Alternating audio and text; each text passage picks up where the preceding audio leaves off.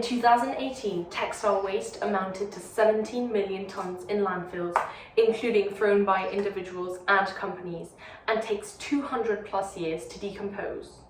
One cotton t-shirt needs approximately 2,500 litres of water to be produced. Are you hearing what I'm saying? This is some serious stuff.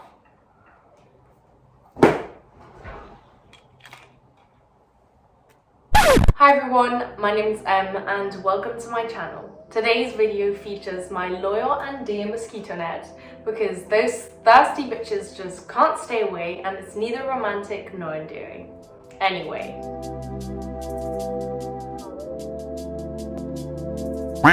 As the title of this video suggests, I think it's safe to say that the fashion industry is quite a dirty one, and not in a good way.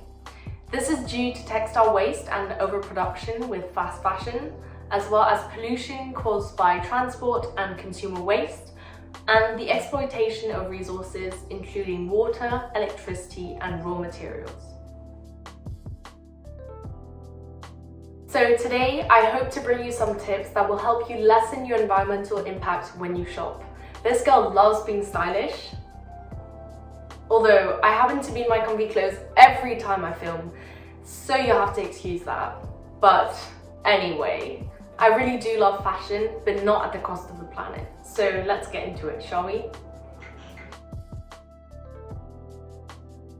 Okay, so part one is all about how to better spend your money. So my first tip is to always privilege quality over quantity. And I know that sounds super cliche, but it really helps when it comes to spending your money more responsibly. Buy pieces that will last you, especially when it comes to basics, because you know you will keep wearing them no matter how your taste changes. Also, save up on some really good quality brands that either offer sustainable materials or just embrace values that you think are important. Now, this is a tip I really wish I knew sooner, and it's to create a wish list and update it chronologically and look back at it every so often after a certain period of time that you can determine for yourself and see if you still want the items that you put on there. If you still do, then it's a good indicator that they're worth your money and worth the purchase. This way, you can avoid buying things just out of the thrill of having something new, but instead buy pieces that will really help you build your dream wardrobe without costing the planet further. I will make a video on good brand alternatives, especially for people in the UK, so look out for that. Part two is all about shopping with durability and sustainability in mind. Unfortunately, today, a lot of our clothing is made from fibers derived from plastics, and we know that plastic is neither good in its production nor in its afterlife. Look out for organic or 100% cotton, hemp, and other plant or even animal fibers like wool. And today, many brands, especially fast fashion brands, which we honestly do all shop at, offer a conscious or more eco-friendly line, which usually use materials that are better, although not perfect, such as organic cotton or recycled materials like nylon and polyester. I will list a number of these brands with their conscious lines right here, so you can research them further or just check them out. I just want to make a note, I am aware that there's a lot of greenwashing in this world, so I just invite you to stay aware and keep your eyes critical when it comes to brands exploring these new initiatives, because there is a lot of false hope that can be created around these.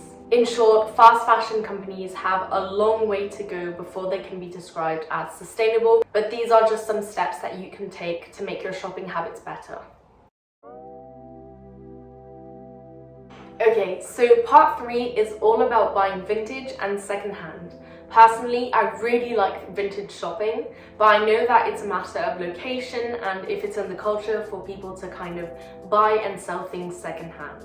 There are many different types of vintage shops, including authentic vintage markets, charity shops, or cheap secondhand stores, and even online platforms such as Depop, ThredUp, or Vinted that you surely have heard of already. I think vintage shopping is a great afternoon spent with friends, and you can just grab a drink and go to tour different vintage shops instead of going to the mall, for example. You'll also find clothing and pieces that are very cheap, given that sellers usually sell things that are either brand new, barely used, or just in great condition for very affordable prices. I would consider this, especially if you're trying to find a one-off kind of outfit, such as a Halloween costume or something else.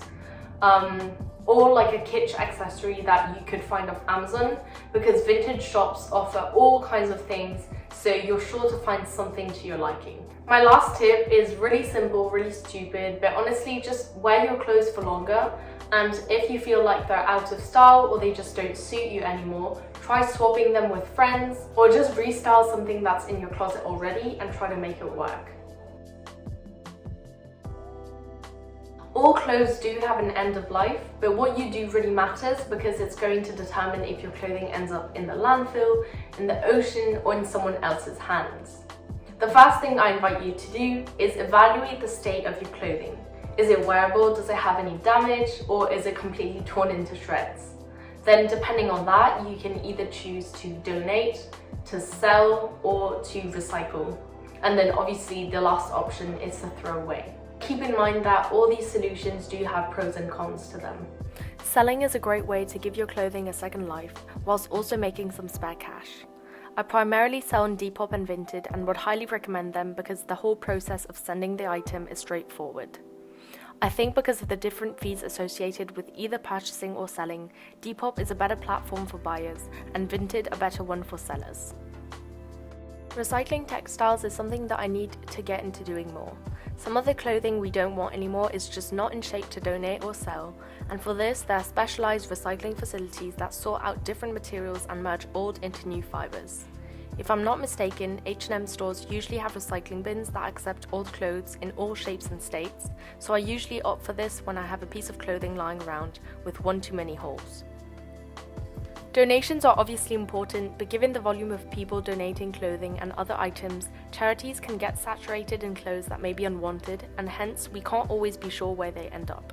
Usually, you will see your local charity bins in your neighbourhood, such as near shopping malls or residential spaces, and all you need to do is pack the clean clothes into a closed bag and drop it off.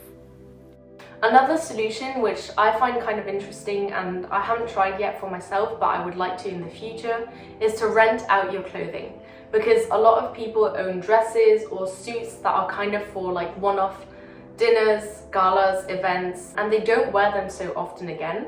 So renting out your clothing can be a great way to give your clothing a second chance and earn some cash on the side. Oh gosh, the video was so calm until the outro, which I have already filmed 3 times because it was just too fucking chaotic. This takes us to the end of the video. I hope you enjoyed, and just to sum up the whole video, we've said that the fashion industry is quite a fucking polluting industry, but that doesn't mean that you cannot be fashionable. It just means that you have to take the right steps to ensure that you are making more planet conscious and planet-friendly decisions when it comes to the way you shop. And solutions include shopping more responsibly and taking the right steps when discarding of your clothing. So comment down below any steps that you take to reduce your environmental footprint whilst also being a fashion enthusiast. I will see you next time. Bye! I have such high expectations of my YouTube videos because I'm like, I have this great idea and the execution just goes, it's chaos.